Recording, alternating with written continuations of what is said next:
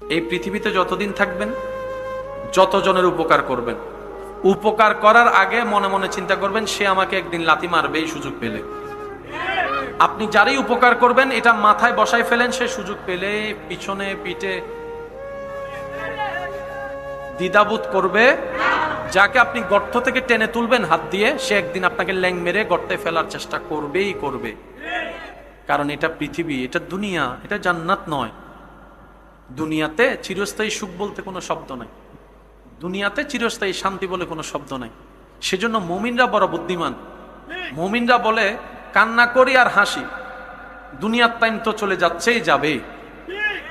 আমি দৌড়াই আর এক জায়গায় বসে থাকি, সকাল তো রাত হবে, এটার তো শেষ আছে, ওটার তো শেষ নাই।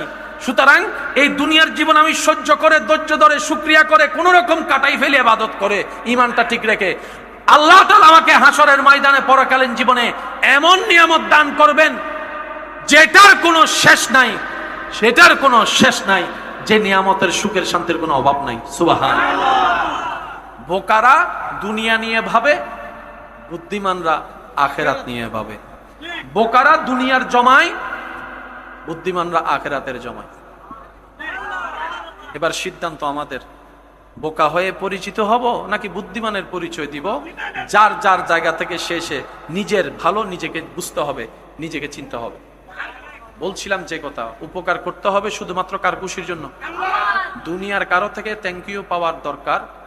আপনার ঘরে যদি কোনো অসুস্থ মুরব্বী থাকে, দেখবেন আপনি নিজেই সেবা করেন, আবার ওই মুরব্বী আপনারে দোষ ধরে।